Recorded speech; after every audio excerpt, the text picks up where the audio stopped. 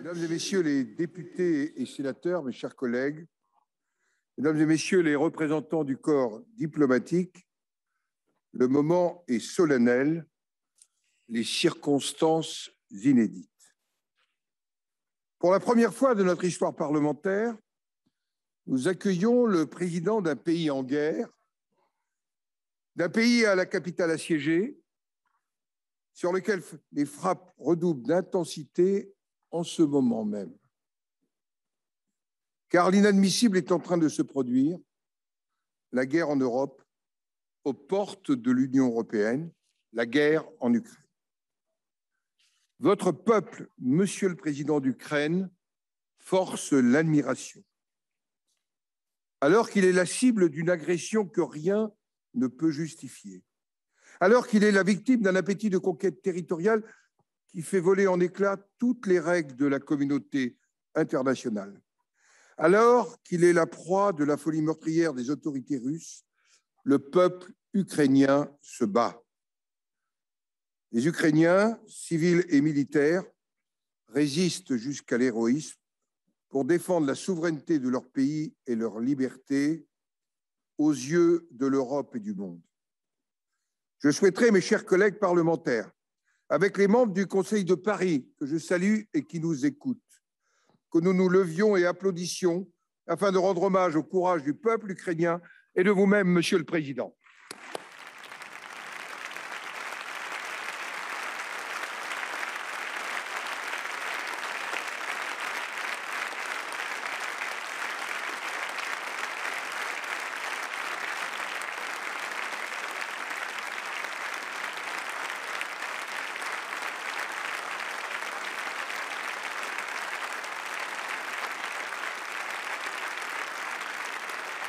Chers collègues, mesdames et messieurs, le temps n'est pas seulement à l'émotion, il est avant tout à l'action. Vous nous direz dans un instant, Monsieur le Président d'Ukraine, ce que vous attendez de notre pays, la France. Permettez-moi de vous remercier d'avoir fait le choix en pleine tourmente de vous adresser au Parlement des grandes démocraties, et singulièrement au Parlement français, pour transmettre le témoignage de l'Ukraine et de vos attentes. Ne doutez pas de notre soutien pour aujourd'hui et pour l'avenir. Votre respect de l'institution parlementaire distingue votre pays de ses adversaires. Il fait sens. Dans son combat, l'Ukraine défend aussi nos valeurs, celles de la démocratie, de l'humanisme, de la liberté, de la civilisation européenne. Oui, parce que l'Ukraine appartient à la famille européenne. Je vais maintenant donner la parole au président Ferrand, qui va prendre la suite. Monsieur le Président.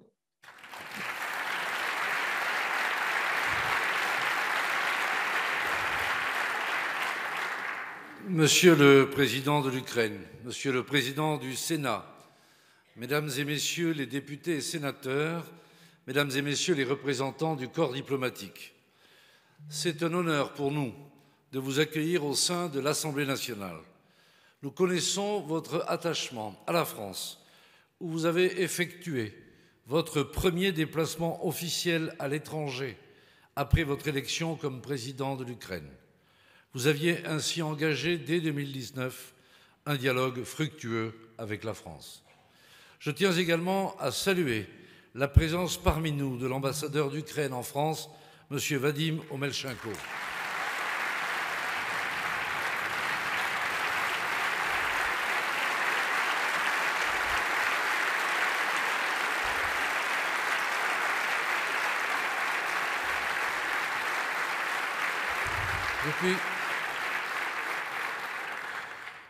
Depuis maintenant près d'un mois de guerre, les Ukrainiens se battent et résistent de façon héroïque à l'agression militaire russe.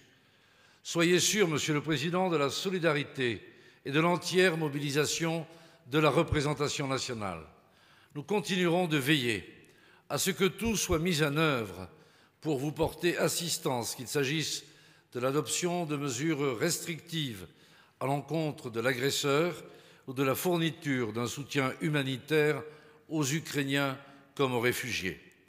Nous avons tous vu ces images choquantes, bouleversantes, de villes ukrainiennes bombardées et assiégées. La France condamne ces actes et ces bombardements indiscriminés, visant les populations civiles. Cela doit s'arrêter immédiatement et nous appelons la Russie à se conformer au droit international humanitaire. Dans ces circonstances tragiques, le peuple ukrainien fait preuve d'une résistance admirable. Je tiens à saluer son courage et celui des autorités ukrainiennes. Sachez que nous demeurons à vos côtés. Monsieur le Président de l'Ukraine, vous avez la parole.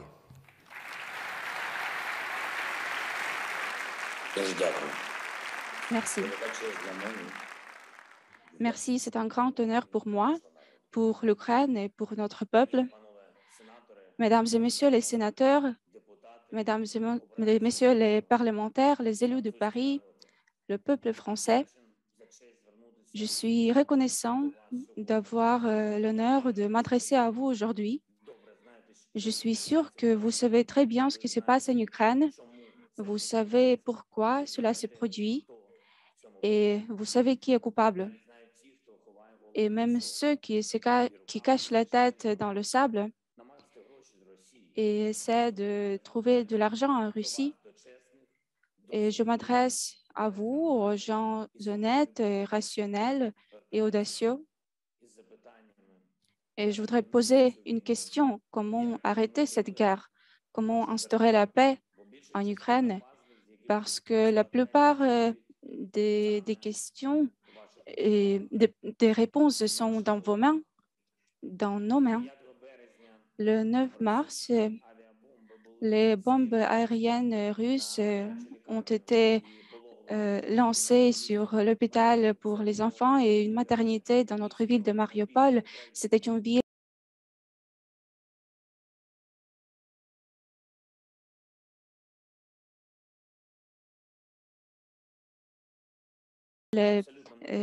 paisible dans le sud de l'Ukraine, complètement paisible jusqu'à ce que les troupes russes sont venues et l'ont pris dans un siège brutal comme au Moyen Âge.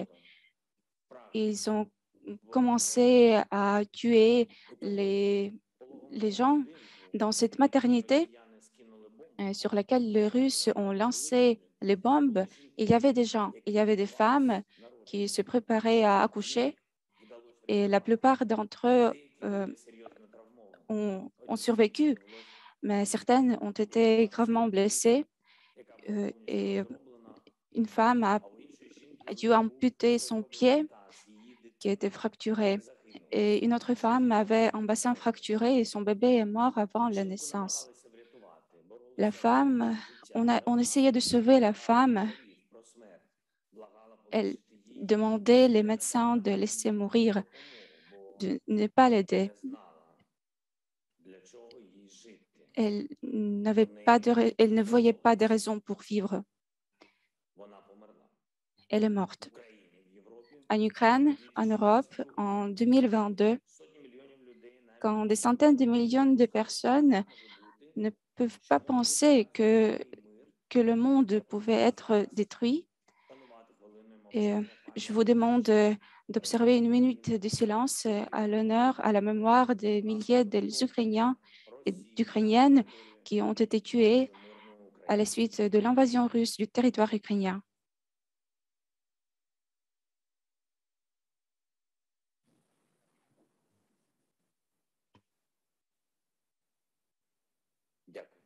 Merci. Après les semaines d'invasion russe, Mariupol et d'autres villes ukrainiennes frappées par l'occupant rappellent les ruines de Verdun, comme sur les photos de la Première Guerre mondiale que chacun et chacune a vu. L'armée russe ne distingue pas les objets qu'ils ciblent, ils détruisent tout, les quartiers résidentiels, les hôpitaux, les écoles, les universités, tout. Ils brûlent les entrepôts de nourriture et de médicaments. Ils brûlent tout. Il ne prend pas en compte les concepts de crimes de guerre ou les obligations sous les conventions. Ils ont apporté la terreur sur le sol ukrainien et chacun de vous en est conscient. Vous avez toutes les informations, tout est disponible, tous les faits sur les femmes violées par les militaires russes dans les zones temporairement occupées, sur les réfugiés qu'ils tuent sur les routes, sur les journalistes qu'ils tuent, sachant exactement que ce sont des journalistes, sur les anciens qui ont survécu l'Holocauste et sont maintenant obligés de fuir dans les abris anti-bombes des frappes russes. L'Europe n'a pas vu, depuis 80 ans, l'Europe n'a pas vu ce qui se passe en Ukraine. Il y a des gens désespérés qui supplient de mourir. En 2019, quand je suis devenu président, il y avait déjà un format pour les négociations avec la Fédération de la Russie, c'était un format Normandie, le format de négociation qui devrait mettre fin à la guerre dans le Donbass, la guerre à l'est de l'Ukraine qui dure depuis 8 ans, malheureusement. Et 4 États ont participé au format Normandie, l'Ukraine, la Russie, l'Allemagne et la France. 4, mais ils représentaient tout le monde entier, les positions du monde entier, toutes les positions. Quelqu'un l'a soutenu et quelqu'un essayait de retarder le processus et il voulait le perturber, mais il semblait important que le monde soit toujours à cette table Normandie. Et quand il y avait des résultats des négociations, quand nous avons réussi à libérer les gens de la captivité, quand nous avons pu négocier certaines décisions en 2019, c'était une bouffée d'air frais, comme une lueur d'espoir, l'espoir que les conversations avec la Russie peuvent aider, que les dirigeants de la Russie peuvent être persuadés par les paroles que Moscou peut choisir la paix. Mais le 24 février est venu, le jour qui a barré tous les efforts.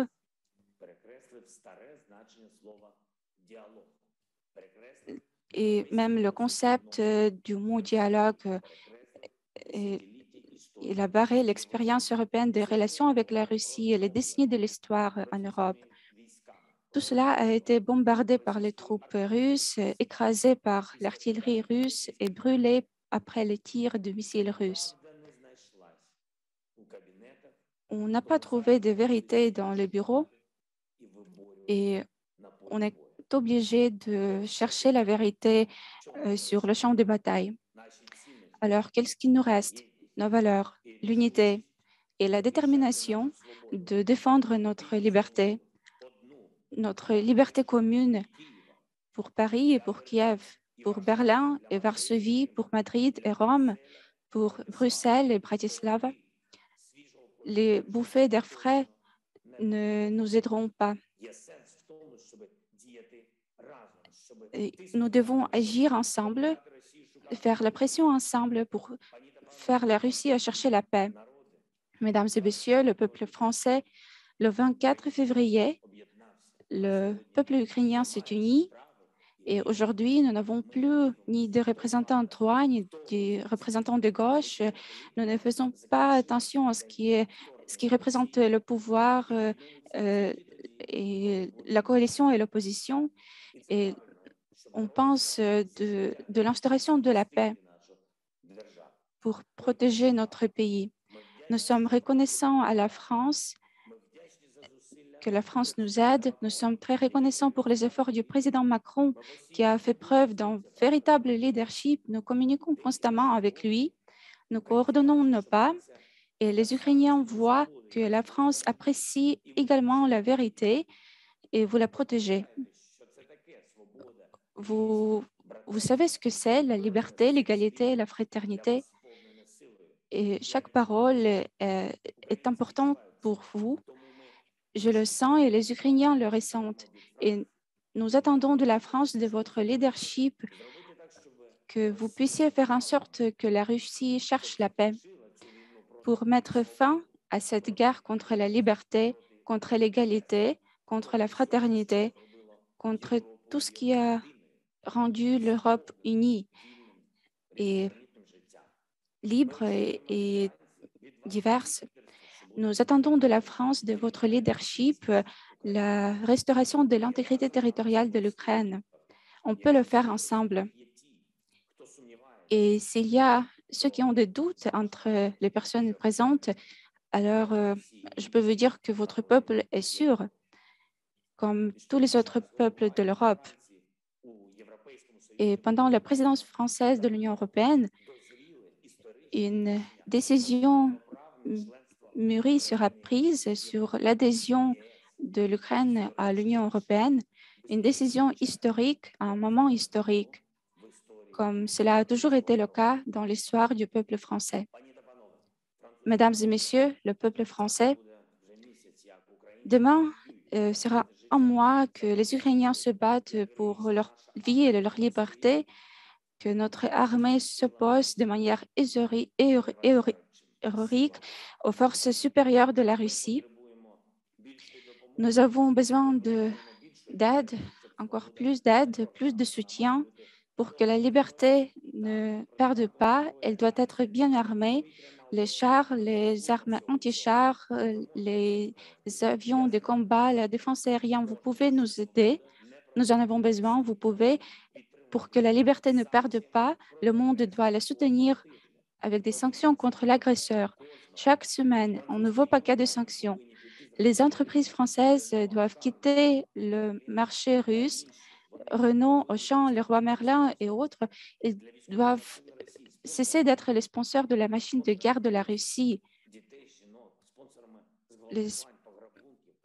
Ils doivent arrêter de financer le meurtre d'enfants et de femmes, le viol. Tout le monde va se rappeler que les valeurs valent plus que les bénéfices. Et nous devons déjà penser de l'avenir, de la façon dont nous allons vivre après la guerre. Il faut des garanties sûres que la sécurité sera inébranlable et que les guerres ne seront plus possibles dans ce monde. Nous créons ce système de garantie, un nouveau système de sécurité où la France aura un rôle de premier plan pour que personne ne devrait jamais implorer la mort, pour que les gens vivent leur vie et pour qu'on dise adieu, pas sous les bombes, pas en état de guerre, mais quand l'heure vient, avec la dignité, parce que nous devons vivre pour être respectés, pour qu'on te dise au revoir, comme la France a dit au revoir à Belmondo. Merci la France, gloire à l'Ukraine.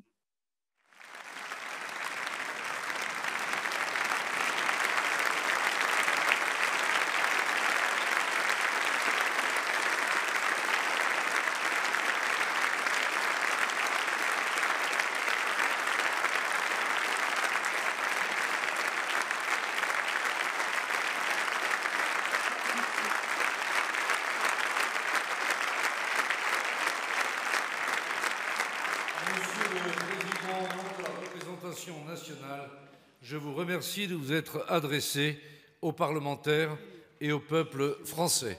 La séance est levée.